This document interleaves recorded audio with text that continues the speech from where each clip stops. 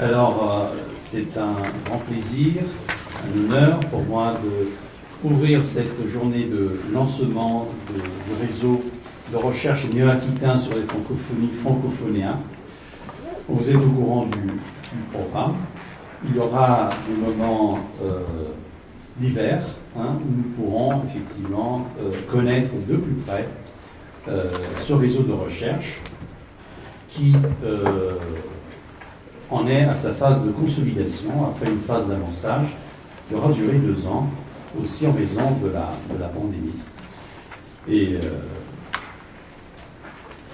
donc permettez-moi de commencer par remercier l'établissement qui nous accueille, la région Nouvelle-Aquitaine qui nous soutient, qui soutient ce projet, et que hier, lors de la réunion des réseaux de recherche néo-aquitains, les 15 réseaux de recherche, je parle sous le contrôle de Yael Kouzmine, il se trouve effectivement, j'ai posé la question à Gérard Blanchard, que ce dispositif est une création de la région Nouvelle-Aquitaine. Il n'y a pas de l'équivalent systématique, du moins, dans les autres régions de France. Donc cela nous donne d'autant plus d'enthousiasme pour aller de l'avant et pour réaliser les objectifs, pour atteindre les objectifs que nous nous sommes donnés. Donc un grand merci à la région Nouvelle-Aquitaine, à ses représentants qui sont là, notamment à Gérard Blanchard, donc vice-président de la région Nouvelle-Aquitaine en charge de l'enseignement supérieur, un collègue aussi, ce qui fait plaisir, cette passerelle entre université et sphère des élus et des politiques publiques. Et je passerai tout de suite la parole aux collègues qui vont intervenir pour les allocutions institutionnelles. Mais avant, permettez-moi de remercier Yael Kouzmine, qui nous accompagne dans la mise en place de ce dispositif.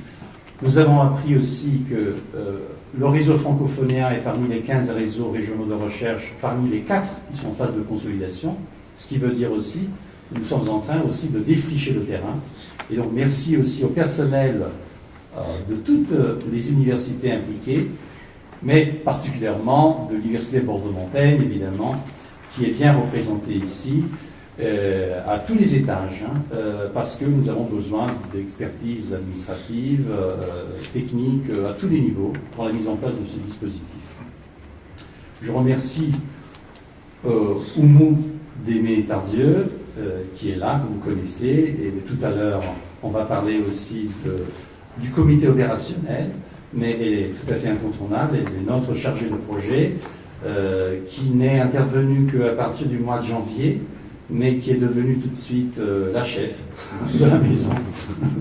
Tout à fait, donc on a pu apprécier son efficacité, accompagnée depuis un mois de Azimatou Ouedrago, qui est quelque part là, qui assure la communication. Vous savez qu'aujourd'hui, plus que jamais, la communication, elle est là, est indispensable pour faire vivre nos activités, pour les faire rayonner, d'autant plus que il y a énormément d'activités à tous les niveaux, et donc pour visibiliser ce que nous faisons, il est indispensable de bien communiquer.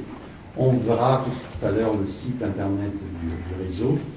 Et je passe évidemment, je fais l'économie des remerciements de tous les autres, parce que la liste est trop longue et le temps est court. N'est-ce pas, Yael? Bon, très bien. Alors je passerai aux allocutions. Alors j'ai le plaisir aussi, néanmoins, d'avoir à mes côtés, quoique pas géographiquement, mais Nathalie Pinette de la Maison des Sciences de l'Homme de Bordeaux, donc, où nous avons nos bureaux d'ailleurs, qui va m'accompagner aussi pour une alternance vocale dans cette modération, dans la modération de cette matinée si riche. Donc merci Nathalie d'avoir accepté d'assurer la modération. Alors pour l'instant, c'est moi qui ai le plaisir d'ouvrir les allocutions institutionnelles et d'inviter M. Christian Rambaud, représentant du directeur de la francophonie économique et numérique de l'OIF, donc l'Organisation internationale de la francophonie, pour une allocution d'ouverture. Merci. Merci. Monsieur le Président de l'Observatoire européen du multilinguisme, Monsieur le Vice-président de la région Aquitaine, en charge de l'enseignement supérieur et de la recherche, Mesdames et Messieurs les vice-présidents recherche et les représentants des universités de Bordeaux, La Rochelle, Limoges, Pau et Poitiers, membres du réseau néo-aquitain de recherche sur les francophonies, Monsieur le Président de l'Académie des sciences d'outre-mer, administrateur de l'Université de Saint-Gor d'Alexandrie, Monsieur le coordinateur scientifique du réseau Francophonéa, Mesdames et Messieurs. Je suis très heureux d'être parmi vous à l'occasion de ce lancement officiel et de prononcer le mot du directeur de la francophonie économique et numérique de l'OIF, Henri Manceau, qui a été empêché par une autre mission fixée aux mêmes dates. Au nom de l'Organisation internationale de la francophonie, je voudrais remercier le réseau néo-aquitain de recherche sur les francophonies pour son invitation à participer à cet événement en présentiel. Il s'agit d'une belle occasion de nous réunir ici, dans l'hôtel de région de Bordeaux. Je saisis également l'occasion de ce lancement officiel pour saluer la double démarche territoriale et internationale qui caractérise les missions de Francophonéa, qui sont animées par des valeurs d'ouverture au monde francophone dans sa pluralité et de coopération interuniversitaire dans le partage de la langue française.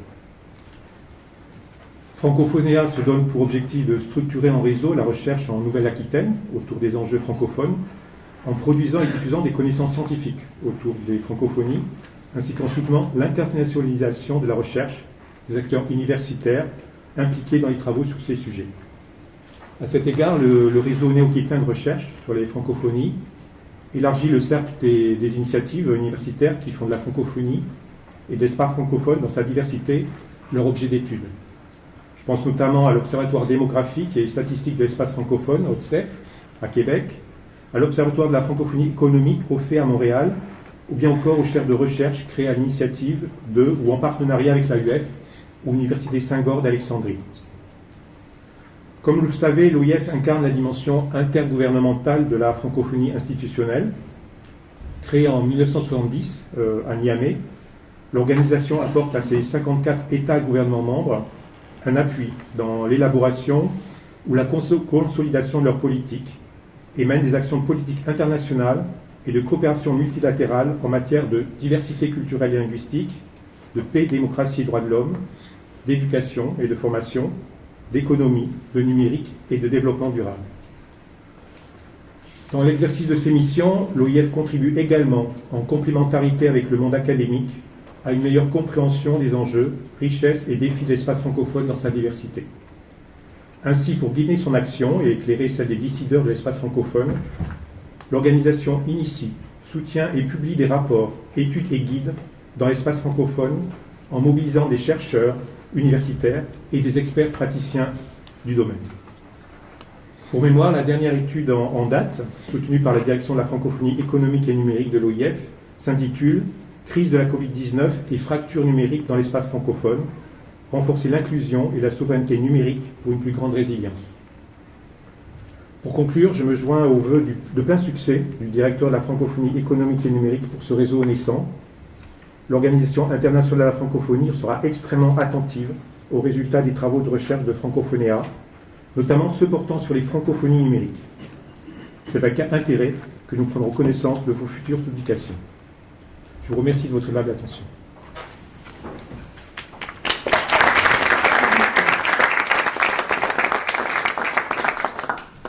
Merci Christian Angot pour cette ouverture et ses souhaits.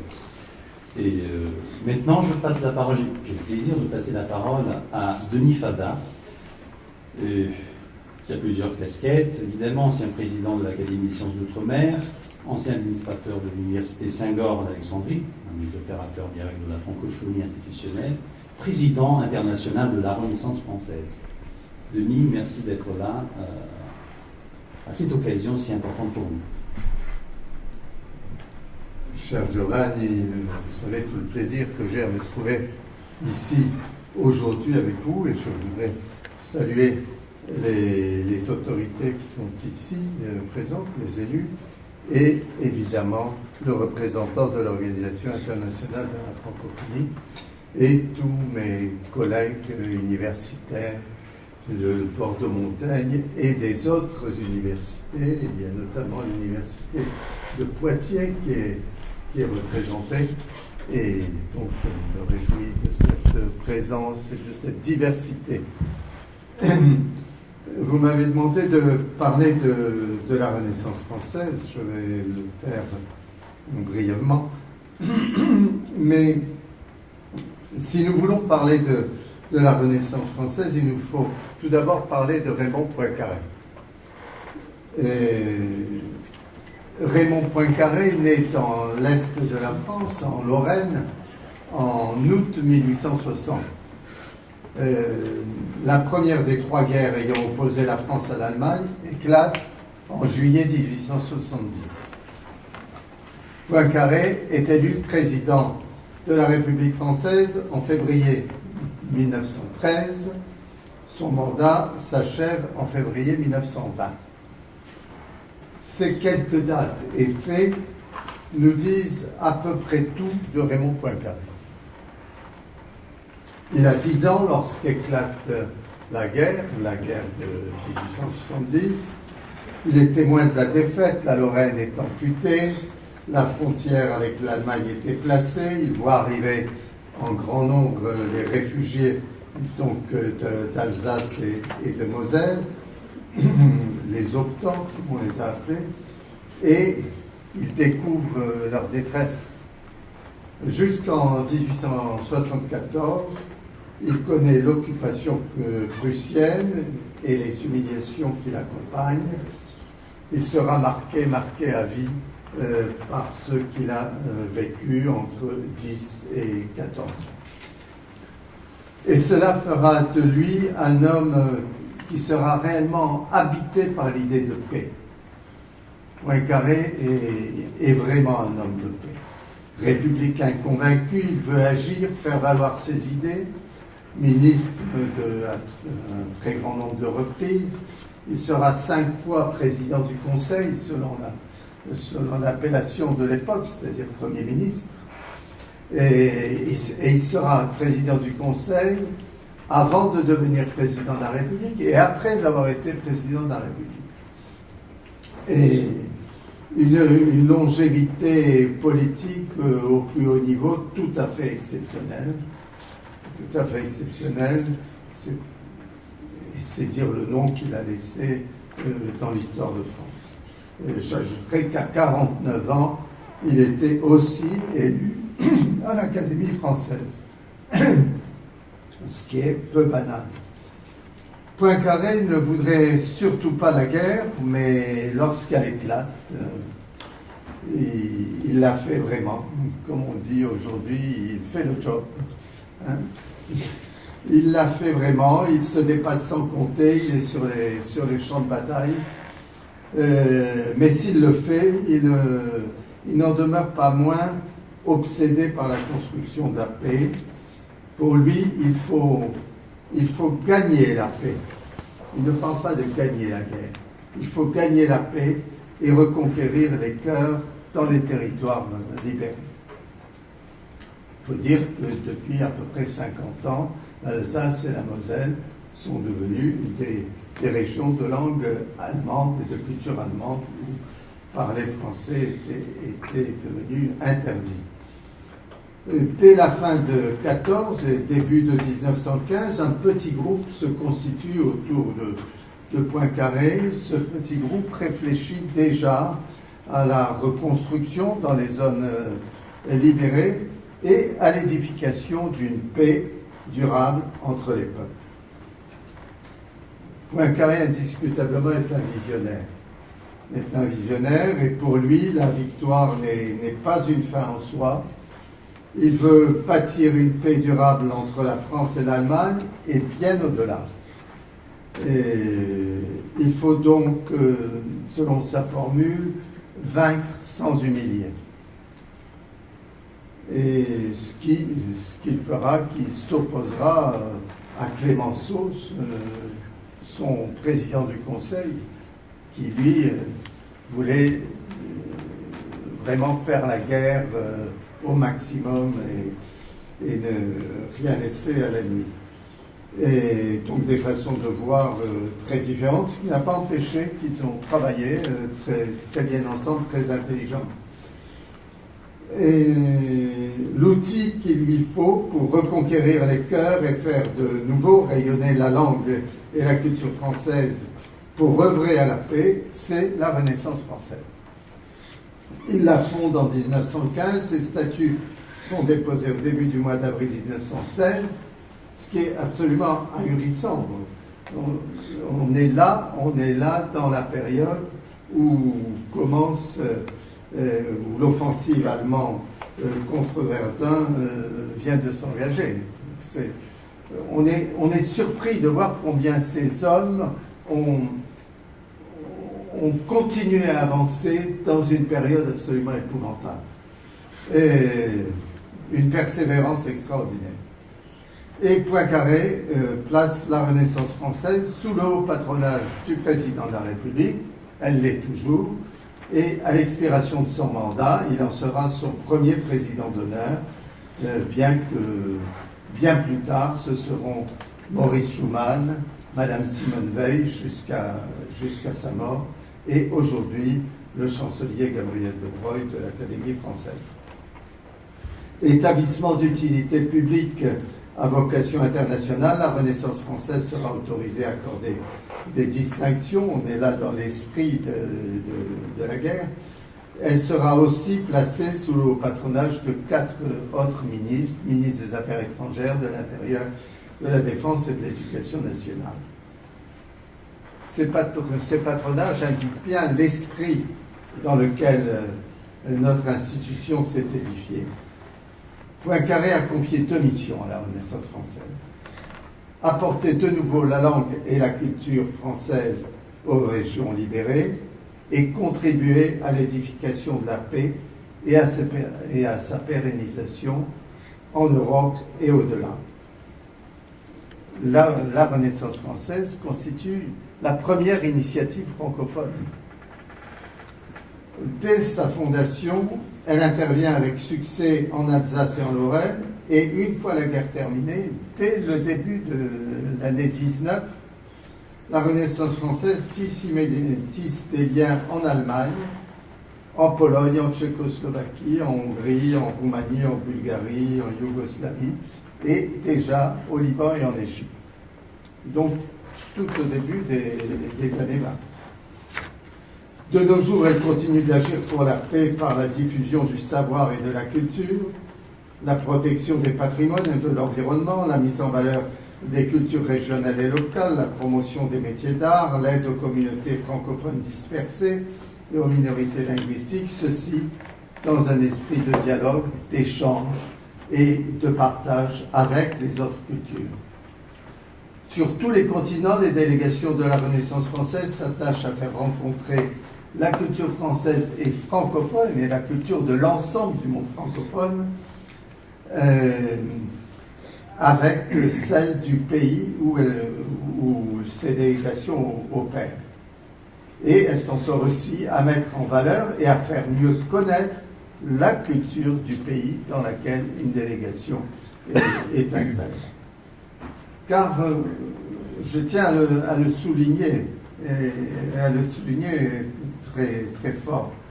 Si elle participe au rayonnement de la langue française et de la culture de l'ensemble du monde francophone, la Renaissance française ne se veut en rivalité avec aucune autre langue et aucune autre culture. Ce n'est pas une question de rivalité avec d'autres langues et d'autres cultures, absolument pas. Toutes ces initiatives visent à rapprocher les êtres et à organiser des coopérations. C'est ce qu'elle fait notamment dans le domaine universitaire, dans le cadre d'accords avec des fondations et des universités, et aussi dans le cadre du Cercle universitaire international francophone, puis de la Renaissance française, qui vise à mettre en contact dans le monde entier des universitaires de toutes disciplines, d'organiser des rapprochements et de susciter des projets communs et interdisciplinaires. C'est ce qu'elle fait aussi, d'ailleurs, dans le domaine littéraire. Chaque année, elle remet différents prix, et notamment le prix littéraire de la Renaissance française, dont le jury est actuellement présidé par l'académicien Daniel Rondeau, qui couronne une œuvre en français d'un auteur dont le français n'est pas la langue maternelle. Que dire, notre fondateur a placé une grande confiance dans la Renaissance française. Je crois qu'en 107 années, notre institution n'a jamais trahi cette confiance qu'il a mise en elle. Je vous remercie.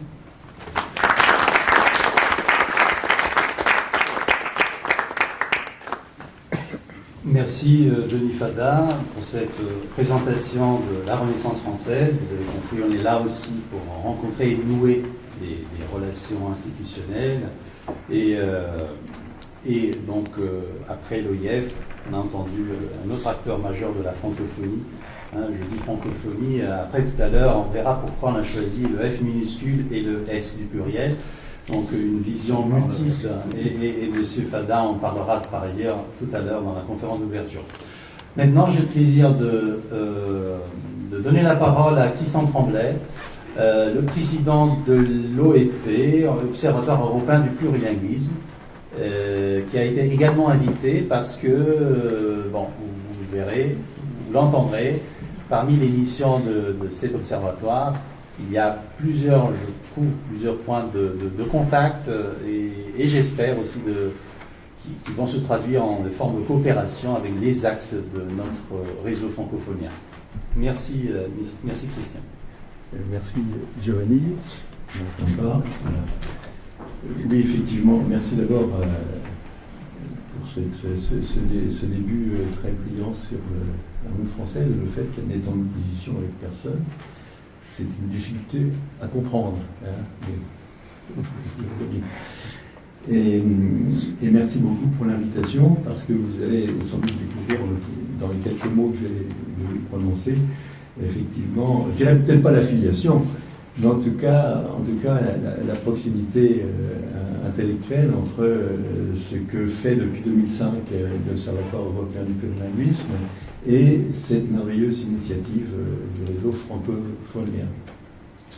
Donc quelques rappels pour ceux qui ne connaissent pas, parce que tout le monde ne connaît pas l'Observatoire, donc quelques rappels sur l'Observatoire qui est né en 2005 dans un contexte historique qu'il faut en deux mots décrire. C'était une période où l'Union européenne intégrait une dizaine de nouveaux membres venant de la dislocation du bloc soviétique. Et en fait, en quelques années de négociations, l'équilibre linguistique de l'Union européenne s'est trouvé complètement bouleversé. Encore en 1995, le français représentait 30 et quelques à 40% de ce qui était produit par l'Union européenne, mais l'allemand était extrêmement présent aussi, c'était 20 à 25%, et l'anglais, bien sûr, avec à peu près l'équivalent du français. Et il y avait aussi d'autres langues moins représentées, mais qui étaient quand même utilisées comme l'italien. Et donc, à ce moment-là, nous avons constaté, nous avons vu là-dedans une sorte d'atteinte à la diversité sous couvert de pragmatisme. Voilà, je résume. D'où l'initiative qui a consisté à lancer les premières assises européennes du plurilinguisme. Et les assises sont une manifestation basique, je dirais basique au sens fondamental du terme que l'on réitère tous les 3 ans. Et donc les premières ont tenu lieu à Paris. On y a élaboré la charte européenne du plurilinguisme et 3 ans plus tard, on tenait les 2e assises à Berlin. Vous voyez tout de suite la force des symboles. Et pour proclamer la charte européenne du plurilinguisme. Et 3 ans plus tard, on faisait les 3e assises à Rome, et sur le thème de la frontière. Donc on disait les langues sans frontières, le plurilinguisme. C'est pour dire que la langue, c'est à la fois, c'est comme une porte, elle est à la fois ouverte et fermée. Donc, sa vocation n'est pas de rester fermée, c'est de s'ouvrir aussi autant que possible. Et le plurilinguisme, c'est justement le moyen de permettre les circulations de langue à langue. Les 4e assises ont lieu à Bruxelles, sur le thème de la créativité. J'ai noté que dans les thèmes de Francophonia, que je ne vais pas avoir le temps de commenter chacun, mais que la créativité et la culture est quelque chose d'assez fondamental. Et c'est tellement fondamental qu'en fait, si on veut promouvoir une langue, il ne s'agit pas donc forcément de la défendre, mais en la promouvant, on la défend. En fait, c'est surtout en l'employant, en l'utilisant, et en produisant dans la langue que l'on assure la meilleure promotion. Donc c'était le thème de la créativité. Et les 5e assises, c'était à Bucarest. Et là, c'était les langues et le plurilinguisme dans le développement durable. Il nous semblait que le développement durable faisait la part un peu faible à la question des langues, et l'UNESCO donc avait rappelé que la diversité linguistique était à mettre sur le même plan que la diversité biologique. Et puis les prochaines assises, puisqu'il y a les 6e assises qui sont en train de se préciser et qui auront lieu à Cadix, et sur un thème qui est d'une actualité brûlante, puisque c'est le thème de la diversité et de l'universalité. Il y a le « et », bon, on a hésité sur le « et », etc. En réalité, le thème devrait être la diversité dans l'universalité. Alors là, bon, on ne va pas rentrer dans un débat philosophique, mais vous avez tout de suite la nuance qu'il y a entre le « et » et le « dans ». Voilà. Donc, voilà. Et puis, j'ai presque, je dirais pas, j'ai pas tout dit, mais enfin, bon, j'ai presque dit l'essentiel. Il faut savoir que l'Observatoire tient à un site internet qui est alimenté de manière absolument régulière, qu'il y a une lettre une lettre d'information qui paraît tous les 3 mois, tous les 2 ou 3 mois, et que l'EOP a créé aussi une petite librairie qui est une maison d'édition dans laquelle on publie un certain nombre d'ouvrages, notamment des actes de colloques, mais pas seulement, sous l'intitulé Collection plurilinguisme. Actuellement, il y a déjà 20 ouvrages qui ont été publiés en 5 ans, le dernier étant l'impératif plurilingue.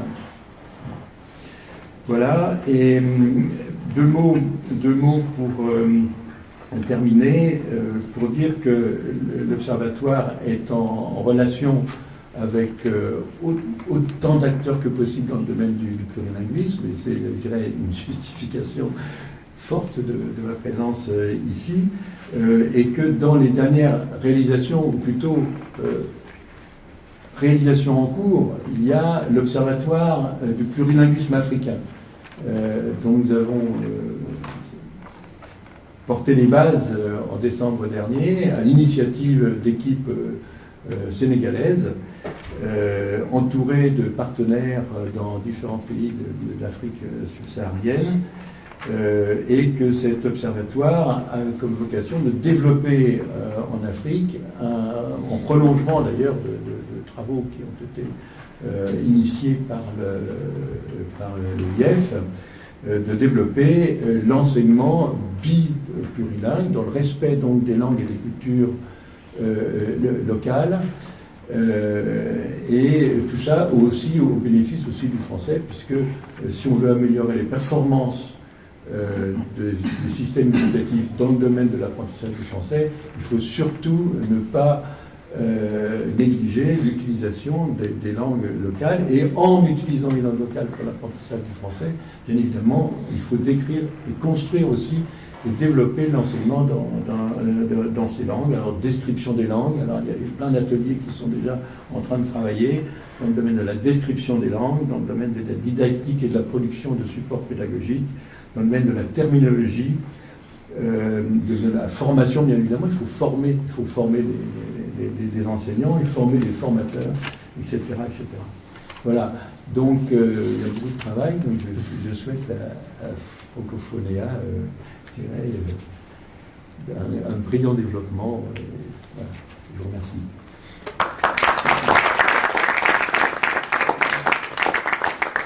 Merci Christian Tremblay. Je pense que dans la salle, plusieurs collègues ont pris des notes, parce qu'effectivement les thèmes, ne serait-ce que les thèmes des assises que tu as évoqués, dialoguent très clairement avec les axes de notre réseau francophonéen. Je rappelle que dans l'après-midi, il y aura des ateliers, puisque les collègues qui forment les équipes, les sous-équipes, les équipes des différents axes vont pouvoir enfin se rencontrer en présentiel et vont travailler. Et par la suite, on pourra, dans les réunions ultérieures, éventuellement inviter, pourquoi pas, Christian Tremblay et les autres intervenants d'aujourd'hui pour avancer dans des dossiers spécifiques. Bon, maintenant, j'ai le plaisir de donner la parole pour clore cette session de l'allocution institutionnelle à Gérard Blanchard, tout le monde connaît, je suppose, vice-président de la région Nouvelle-Aquitaine, en charge de l'enseignement supérieur et de la recherche, à qui nous devons cette initiative, la création de ce dispositif. Merci, Gérard. Merci bien, messieurs les présidents, monsieur le représentant de l'OIF, monsieur le coordinateur du réseau, mesdames et messieurs les vice-présidentes et vice-présidents des 6 universités de la région. Toutes les universités sont rassemblées aujourd'hui, puis bien sûr très chers collègues. Alors je me réjouis d'être parmi vous aujourd'hui et de vous voir rassemblés ici à l'hôtel de région. Je pense que c'est un symbole fort et vraiment très, très intéressant. Je ne vais pas vous parler des francophonies, évidemment, il y a d'éminents spécialistes, vous êtes d'éminents spécialistes de cette question, ce qui n'est pas mon cas. J'aimerais juste prendre quelques minutes pour vous parler du dispositif justement qui nous réunit aujourd'hui ici, c'est-à-dire ces fameux réseaux de recherche. Essayer je ne vais pas être très long parce que je vais respecter l'horaire, mais essayer de leur positionner un petit peu dans la politique que nous menons, pour que vous compreniez bien à quoi ça sert et ce que vous pouvez y faire. Voilà, et ça je pense que c'est un point important. Alors la première chose, c'est rappeler que les régions sont compétentes en matière d'enseignement supérieur et de recherche. Ça veut dire qu'on est autorisé à engager des financements pour accompagner les acteurs de la recherche, de l'enseignement supérieur. Ça, je pense que ça... Alors, compétence, ça veut dire qu'on peut vous accompagner budgétairement, mais on n'a aucune décision à prendre. C'est-à-dire, en dehors des décisions d'engager des financements, vous savez que l'enseignement supérieur et la recherche, c'est une prérogative de l'État en France, mais évidemment, nous pouvons nous engager assez fortement. Et notre rôle, alors on est 10 chefs de file des collectivités territoriales, ça veut dire que on a la responsabilité, on n'a aucune autorité hiérarchique, je vous rassure, on a la responsabilité de travailler avec les autres collectivités qui veulent bien s'engager aussi à nos côtés, pour élaborer des politiques et puis des dispositifs d'accompagnement et de financement de la recherche. Donc on travaille avec les départements et beaucoup avec ce qu'on appelle les EPCI, les établissements publics de coopération intercommunale, qui développent de plus en plus des vraies politiques de recherche et dégagent des moyens. Donc on essaye de faire en sorte de bien s'articuler et de vous accompagner au mieux. Donc ça, je pense que c'est un point important. Et bien entendu, étant compétent dans le domaine, on essaye de travailler au plus près des établissements d'enseignement supérieur, les universités, les écoles, les organismes de recherche, voilà, et d'entretenir des liens forts. Ce qui veut dire qu'on a développé un certain... Alors, on a une stratégie. Notre stratégie, elle a été rédigée il y a déjà quelques temps, dans notre mandat régional précédent. On l'a voté par l'Assemblée régionale, c'était le début 2018, ça s'appelle le schéma régional de l'enseignement supérieur de la recherche et l'innovation, c'est pas très original, mais bon, c'est précis. On a 5 grandes ambitions, je ne vais pas vous en parler, mais il y en a 2 qui nous concernent directement ici. La première, c'est on vise à renforcer la recherche dans notre région. Voilà. On s'est rendu compte que finalement, malgré les efforts importants que fait notre région Nouvelle-Aquitaine, et ça c'est dû à notre président qui depuis bien longtemps a compris l'importance de la recherche pour la société, et bien on s'aperçoit que la dépense, ce qu'on appelle la dépense intérieure recherche et développement en Nouvelle-Aquitaine est inférieure à la moyenne nationale. C'est dû à 2 raisons principales. La première raison, c'est qu'on est une des régions, il y a 2 régions en France comme ça, où l'implication du privé est inférieure à celle des administrations. Alors l'administration c'est vous, voilà, c'est-à-dire le public, donc même si on est une région industrielle. Et la deuxième chose, c'est que pour des raisons qui sont plutôt historiques, il y a un déficit d'implication des organismes de recherche dans nos universités, dans nos laboratoires. Ce qui fait que la masse salariale est beaucoup plus faible, et donc évidemment, d'où le fait qu'on ait choisi comme ambition de renforcer le potentiel, voilà, donc avec des projets de recherche, en essayant de faire venir les chercheurs, on a des dispositifs pour ça. Et puis, l'autre point important, c'est d'essayer de faire travailler les chercheurs ensemble. Et là, j'en arrive évidemment à ce dispositif, les réseaux régionaux de recherche.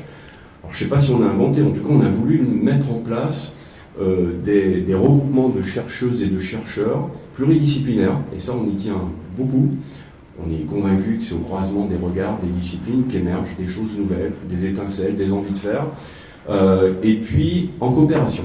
Voilà, vous savez, c'est pas à vous que je vais expliquer ça, le monde de la recherche a fortement évolué à travers les appels à projets, beaucoup de compétitions, plus de temps pour réfléchir ensemble, et donc l'idée c'est ça, pluridisciplinarité, coopération sur un espace régional, parce qu'on veut aussi avoir une politique régionale, et l'idée c'est que sur ces collectifs qui se constituent, on ait une capacité à mobiliser une communauté, de l'expertise, et essayer de vous intéresser aussi aux questions de politique publique que nous avons apportées, nous, et d'autres collectivités. Donc ça, je pense que c'est un point extrêmement important. Donc on a décidé de créer ces réseaux. L'idée, c'est aussi de cibler des questions de recherche, bien entendu, mais qui sont des enjeux de société, des défis sociétaux qui se présentent à nous. Et ça, je pense que c'est important. Tous les réseaux qui ont été créés, qu'ils relèvent par exemple, les francophonies ici, qui relèvent de l'environnement, qui relèvent de questions plus technologiques ou des domaines de la santé, sont tous des réseaux qui ont été constitués d'abord en identifiant une question, un défi sociétal, et en remontant, on essaye, alors soit à notre initiative, c'est un petit peu le cas ici je crois, soit en répondant à la demande d'établissements ou de chercheurs. On a des collectifs de chercheurs parfois qui viennent, 2-3 chercheurs, en y disant sur ce sujet qui intéresse la région, oui, on est capable de monter quelque chose, et voilà, donc on essaie. Alors, ces réseaux finalement, c'est de la recherche, donc ça rassemble des chercheurs, mais l'attente, c'est aussi de rejoindre les centres d'intérêt de la région, c'est-à-dire créer de la connaissance et faire en sorte que cette connaissance elle soit transférée vers la société. Voilà. Alors selon les réseaux, selon les sujets, le transfert va prendre des formes différentes. Quand on est dans des domaines technologiques, on pense au transfert de technologie vers les entreprises. Là, on est sur le développement économique, la création d'emplois. Et puis sur d'autres sujets, ça ne veut pas dire qu'il ne peut pas y avoir de transfert de technologie, mais il y a une idée extrêmement importante, c'est comment ressourcer les politiques publiques. Et vous faites partie, créer de la connaissance, il y a la dimension intellectuelle, la dimension culturelle qui est absolument indiscutable, indéniable, mais nous, c'est le sujet des francophonies ou de la francophonie, ça dépend qui en parle. Vous parlez ici des francophonies, alors à la région on parle de la francophonie. En tout cas, c'est une politique publique de la région. La francophonie, la question du plurilinguisme, la culture, le patrimoine, tout ça sont des choses extrêmement importantes. Voilà. Et donc, on attend aussi du ressourcement scientifique pour éclairer, pour aider à la définition de politique publique. Voilà. Je pense que c'est vraiment les points que je voulais mettre en avant. Et puis vous dire aussi que ce collectif que vous avez constitué, évidemment, il est là pour structurer la recherche. J'ai vu que c'est le cas, pour faire émerger des grandes idées, et puis vous avez une fonction peut-être incubateur à projet de recherche, voilà, c'est-à-dire imaginer des projets de recherche, alors si possible pluridisciplinaires, si possible faisant travailler les gens de Bordeaux-Montaigne, mais les autres universités, voilà, on rêve un petit peu de ça, et vous pourrez venir nous voir et faire des propositions, et utiliser par exemple l'appel à projet recherche. Je crois que c'est le cas. Yael m'a fait une liste un petit peu des projets existants ou en cours d'évaluation. Et puis on a d'autres dispositifs comme les chaires d'excellence. On finance des chaires. D'accord ? Là, c'est donner un beaucoup de booster à un sujet de recherche quelque part. Et il me semble que l'espace des réseaux, c'est l'espace parfait parce que vous allez croiser pour nous dire, bien là, il faudra un petit coup de pouce à un moment donné. On est là pour ça. Alors évidemment, il y a un cahier des charges et puis les collègues de la direction de recherche travailleront de manière précise avec vous là-dessus. Voilà. Mais c'est le message que je voulais vous donner. Puis vous dire que je suis très heureux de voir ce réseau sur les francophonies. Alors, on a eu une réunion hier interréseau que vous avez mentionné. Et c'était vraiment très intéressant de voir un petit peu tous ces échanges sur ces différentes questions. J'en profite d'ailleurs pour remercier encore Yael, parce qu'on va beaucoup le remercier aujourd'hui, mais c'est lui qui a organisé ça aussi hier. Alors j'ai n'étais qu'au début, mais les retours que j'ai sont extrêmement positifs. Donc voilà un petit peu quelles sont nos attentes. Et puis je vous souhaite bon travail pour la suite. Merci beaucoup.